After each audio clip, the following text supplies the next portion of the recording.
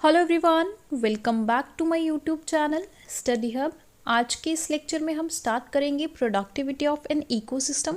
हमने स्टार्ट किया था टॉपिक इन्वायरमेंट। उसके अंडर हमने काफ़ी सारे टॉपिक्स कवर कर लिए हैं। जिन्होंने प्रीवियस कुछ लेक्चर्स नहीं देखे हैं वो चैनल में जाके ज़रूर विजिट करना।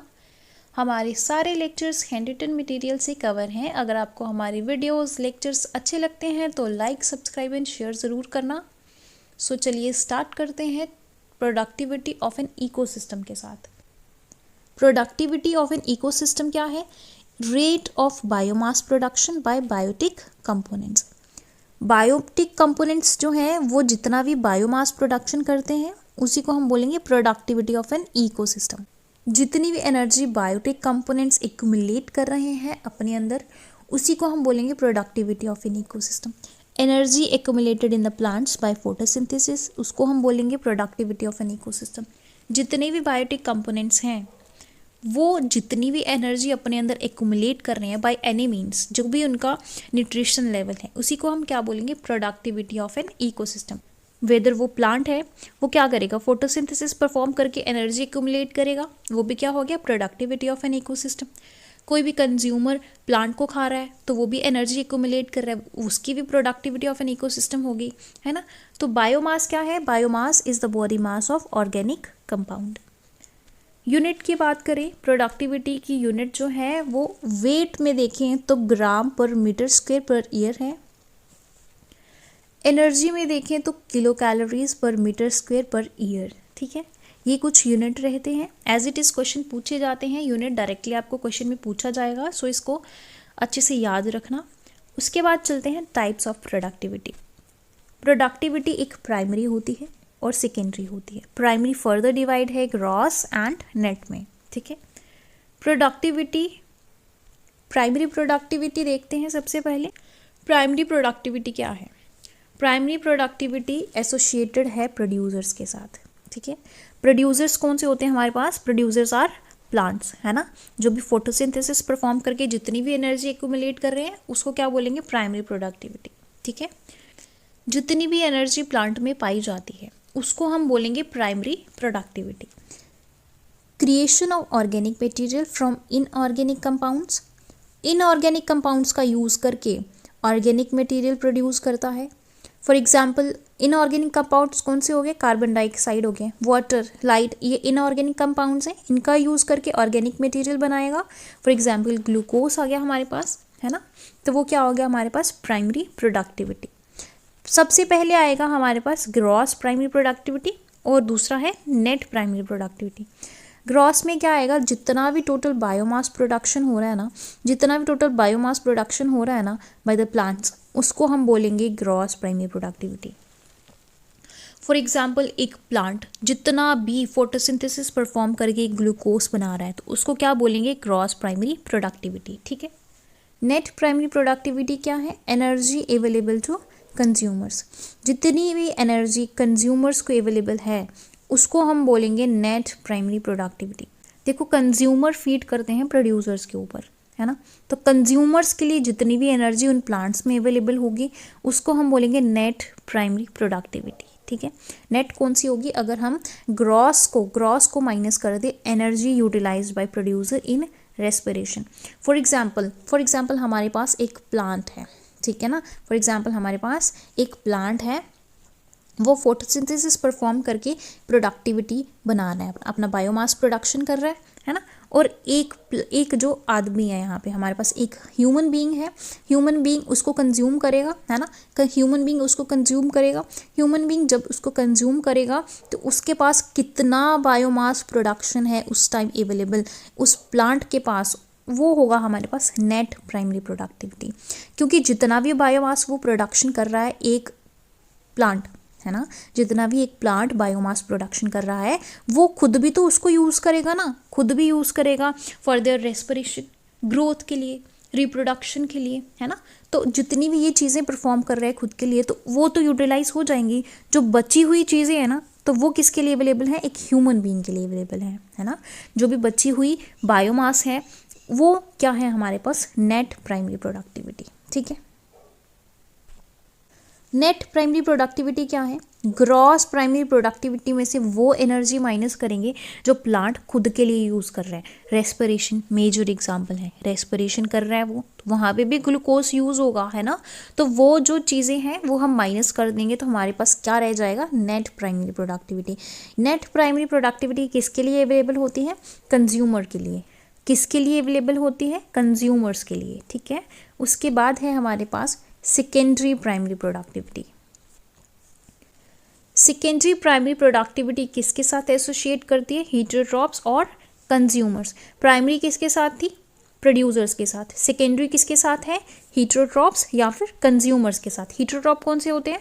जो अपने खाने के लिए किसी पे डिपेंड रहते हैं, वो हीटरोट्रॉप्स होते हैं। तो कंज्यूमर क्या कंज्यूम करते हैं? प्रोड्यूसर्स को, तो उनको हम बोलेंगे सेकेंडरी प्रोडक्टिविटी, ठीक है। Rate at which the food is assimilated by the consumer used for producing their biomass, ठीक है। एक कंज्यूमर जितना भी फूड को एसिमुलेट करता है और वो यूज़ करके अपना बायोमास प्रोडक्शन करता है, उसको हम बोलेंगे सेकेंडरी प्रोडक्टिविटी, ठीक है। ये मूव करती है from one organism to another organism, ठीक है। मूव करती है from one organism to another organism. So उसके बाद हम कुछ पॉइंट्स देख लेते हैं। सबसे पहले है यहाँ पे इकोसिस्टम। इकोसिस्टम में हमें बताया है कि अगर हमारे पास लोअर लैटिट्यूड्स हैं, या फिर हमारे पास लो ऑल्टीट्यूड है, तो हमारे पास प्रोडक्टिविटी क्या होगी? हाई होगी, ठीक है। लो लैटिट्यूड्स पे एंड लो ऑल्टीट्यूड्स पे प्रोडक्टिविटी ज़्यादा होगी। लोअर लैटिट्यूड्स कौन से होते हैं? फॉर एग्जांपल हमारे पास यहाँ पे एक ग्लोब है, ठीक है। ग्लोब है इस तरीके का, कुछ ऐसा होता है ना। उसको हम डिवाइड करते हैं 3 मेजर लाइन से। एक होता है सेंटर में हमारे पास इक्वेटर, यहाँ पे होता है पोल, यहाँ पे होता है ट्रॉपिक ऑफ कैंसर, और यहाँ होता है ट्रॉपिक ऑफ कैप्रिकॉर्न, ठीक है। यहाँ होता है ट्रॉपिक ऑफ कैप्रिकॉर्न। तो ये जो एरिया होता है between tropic of Cancer to tropic of Capricorn, इस एरिया को हम बोलते हैं lower latitudes. This is the tropical area, ठीक है। This is the tropical area. तो यहाँ पे क्या होता है? लोअर लैटिट्यूड्स में प्रोडक्टिविटी बहुत ज़्यादा होती है। क्यों ज़्यादा होती है? बिकॉज यहाँ पे जो सनलाइट है वो डायरेक्ट पड़ती है। इस एरिया में जो सनलाइट है वो डायरेक्ट पड़ेगी। इतने एरिया में सनलाइट डायरेक्ट पड़ती है, इसीलिए यहाँ पे सबसे ज़्यादा प्रोडक्टिविटी होती है, ठीक है। ऑल्टीट्यूड की बात करेंगे अब। ऑल्टीट्यूड मीन्स प्लेन एरियाज़ पे जितनी भी प्रोडक्टिविटी होगी वो ज़्यादा होगी as compared to higher altitude. Altitude is related to height, है ना। जितना ज़्यादा हाइट पे जाएंगे माउंटेनियस एरिया पे, वहाँ पे प्रोडक्टिविटी बहुत कम होगी। अगर हम प्लेन एरियाज़ की लोअर लैटिट्यूड्स की बात करें तो वहाँ पे प्रोडक्टिविटी ज़्यादा होगी, ठीक है। उसके बाद है हमारे पास ट्रॉपिकल इकोसिस्टम। ट्रॉपिकल इकोसिस्टम में क्या है? मोर प्रोडक्टिविटी है, like tropical rain forest, mangroves, coral reefs. यहाँ पे प्रोडक्टिविटी क्या होती है? सबसे ज़्यादा होती है। उसके बाद है ecosystem in order of their decreasing productivity.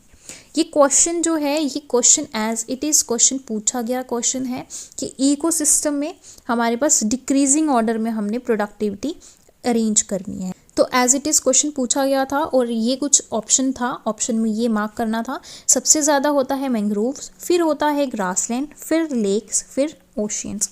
सबसे ज़्यादा प्रोडक्टिविटी मैंग्रोव्स पे। मैंग्रोव्स हमने पढ़े थे बायोडाइवर्सिटी में। ट्रांजिशनल एरिया होता है between sea and land. For example ये लैंड है और ये सी है, इसके बीच में जितना भी ट्रांजिशनल एरिया है इसको हम मैंग्रोव्स बोलेंगे। सबसे ज़्यादा प्रोडक्टिविटी कहाँ होती है? मैंग्रोव्स में। उसके बाद ग्रासलैंड्स में होगी, उसके बाद लेक्स एंड देन ओशियंस में, ठीक है। उसके बाद हमारे पास टेरेस्ट्रियल इकोसिस्टम की बात करें। टेरेस्ट्रियल इकोसिस्टम में भी हम अरेंज करके देखेंगे तो decreasing order of net primary productivity per unit area. ध्यान देना यहाँ पे किस बारे में बात की गई है? नेट प्राइमरी प्रोडक्टिविटी, ठीक है। पहले हमने ओवरऑल देखा था। यहाँ पे सबसे ज़्यादा होगी tropical rain forest, swamp, marshes area में। सबसे ज़्यादा प्रोडक्टिविटी होगी। ट्रॉपिकल रेन फॉरेस्ट कौन से होते हैं? Arrange into well defined vertical layer depending on their height.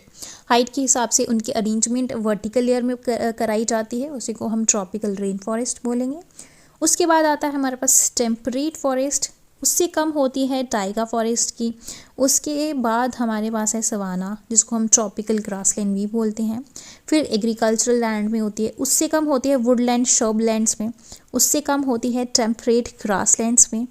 उसके बाद होती है हमारे पास टुंड्रा ग्रासलैंड, उसके बाद डेजर्ट्स में, उसके बाद एक्सट्रीम डेजर्ट जहाँ पे बिल्कुल भी प्रोडक्शन, बहुत मिनिमम ज़ीरो लगा लो, यहाँ पे बिल्कुल भी प्रोडक्शन नहीं होती है, लीस्ट प्रोडक्टिव होता है।